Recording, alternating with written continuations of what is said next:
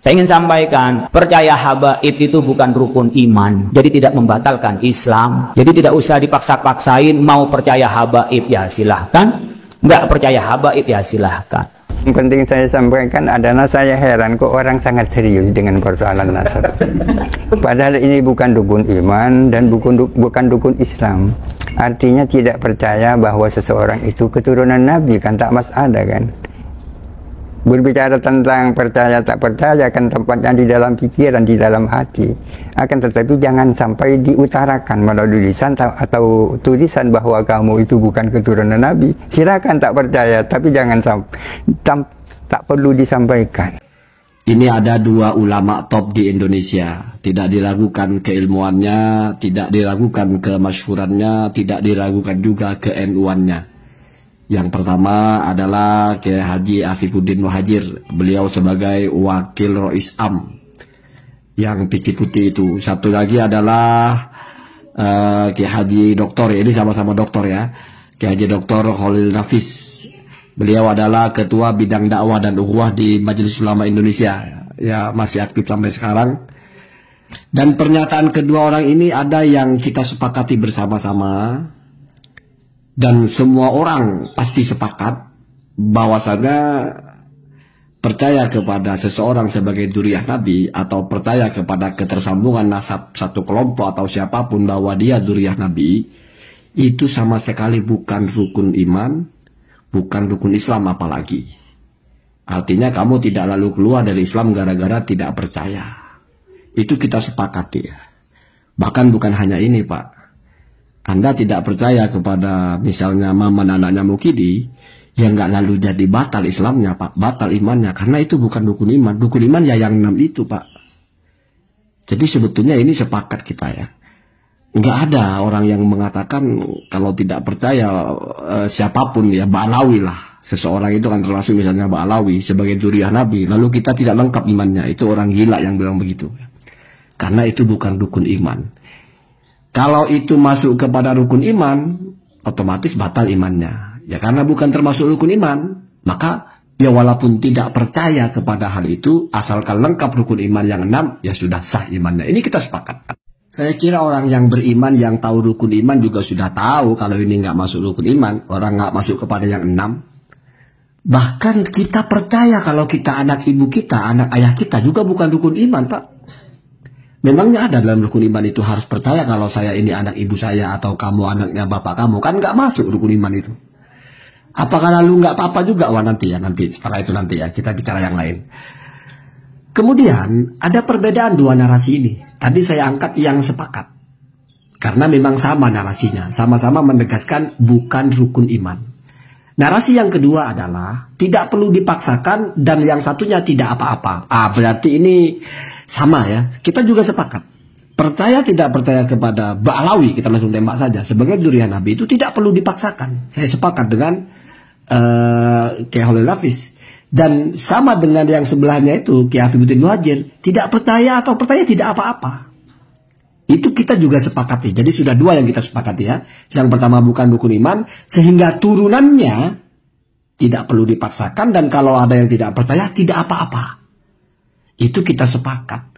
Jadi ngapain kita maksa orang harus percaya? Toh tidak percaya pun tidak apa-apa. Nah itu kita sepakat. Kenapa? Karena yang paksa harus dipercaya, harus kita ajari untuk percaya ya rukun iman. Karena ini satu rangkaian Pak. Bukan rukun iman, tidak menjadi syarat sahnya iman, tidak menjadi rukun keabsahan iman, sehingga tidak perlu dipaksakan, tidak percaya, tidak apa-apa. Itu satu kesatuan. Lalu ada di bagian ketiga, di mana dari dua narator ini, cuma satu yang punya. Kiai Khalil Nafis itu 2 poin. Yang pertama bukan rukun iman, yang kedua tidak perlu dipaksakan. Kiai Afifuddin Muhajir bukan rukun iman, tidak percaya, tidak apa-apa.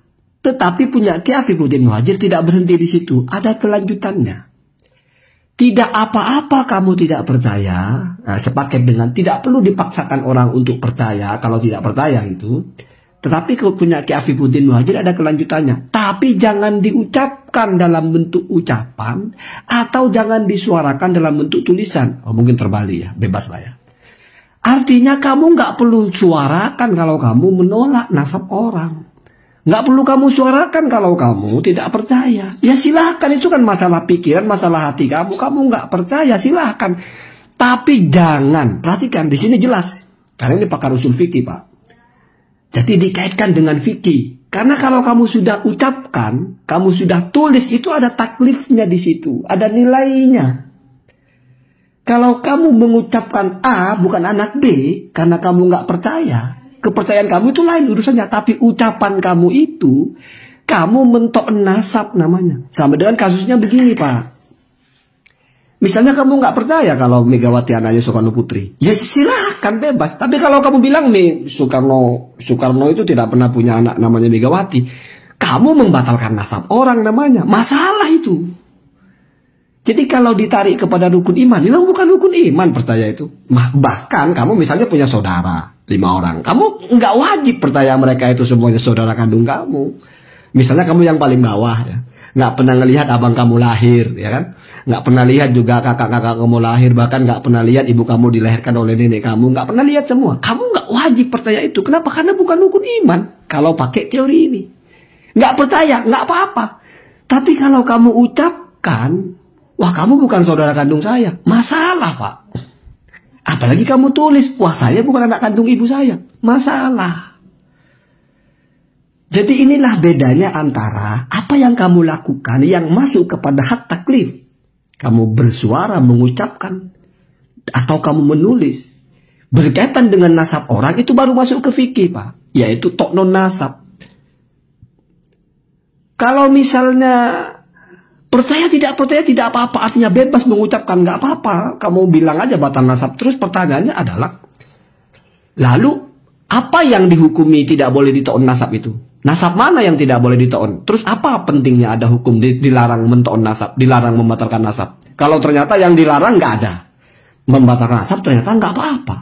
Kita bilang aja, oh dia bukan anaknya, ternyata nggak ada masalah. Kenapa kamu bilang begitu? Karena saya nggak percaya. Kan percaya kepada itu bukan rukun iman. Jadi nggak percaya kan nggak apa-apa. Nah jadi kacau kan. Jadi nggak ada pertentangan antara dua hal ini. Cuma yang punya Kiai Holil Nafis itu tidak punya catatan spesifik. Sementara yang punya Ki Afifuddin Muhajir itu ada catatan spesifiknya. Ini kalau kita tarik ke kaidah ya. Ini yang punya Ki Holil Nafis kita anggap mutlak. Bukan rukun iman, tidak percaya tidak apa-apa. Yang punya Ki Holil Nafis ada catatannya. Bukan rukun iman, tidak percaya tidak apa-apa. Tapi jangan diucapkan, jangan dituliskan. Kalau ada dua kaidah atau dua nas atau dua sumber, ya walaupun itu mestinya dari Al-Quran atau hadis ya, yang satunya mutlak, satunya muqayyad, maka yang kita amalkan yang muqayyad, Pak, yang lebih rigid, yang lebih spesifik, yang lengkap dengan speknya. Artinya bukan hanya narasi-narasi yang tidak ada implikasi hukum. Kalau punya Ki Afifuddin Muhajir ini langsung masuk kepada kandungan hukumnya. Ya kalau ditarik ke kaidah itu, misalnya dalam Al-Quran ya ada narasi tebusannya atau fidyahnya atau kafarohnya adalah memerdekakan budak di satu narasi. Di narasi lain, memerdekakan budak ada spesifikasinya, Pak. Ada takyidnya, yang beriman. Yang berlaku yang beriman itu, Pak. Melengkapi daripada yang mutlak.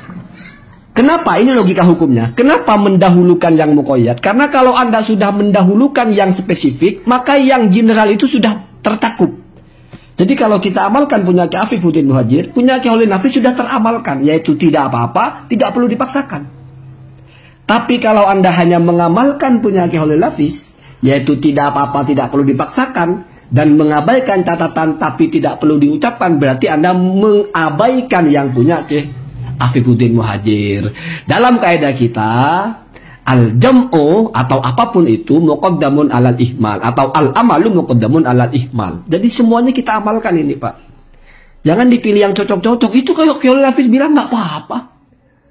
Nggak perlu dipaksakan, bukan rukun iman. Iya, kamu ikut kiai tapi kan ada sebelahnya yang sama ikut itu, menjelaskan seperti itu juga tapi ada catatannya. Karena ini masalah hukum fikih. Bayangkan kalau misalnya kita potong yang kita nggak percaya nggak apa-apa. Terus kamu tetangganya lahir, kamu bilang, saya nggak percaya itu anak kamu. Coba kamu begitu, apa nggak dipenggal kepalanya? Terus itu nggak apa-apa namanya. Itu kan bukan rukun iman. Apakah ada rukun iman harus percaya kalau itu anak kamu? Nggak ada. Ya kalau bukan rukun iman nggak percaya nggak apa-apa. Iya silakan nggak percaya. Tapi kalau kamu ngomong, kamu nulis, hilang kepala kamu. Secara fikih kamu tahu nasab, secara sosial golek perkara. Itulah maksudnya memahami secara utuh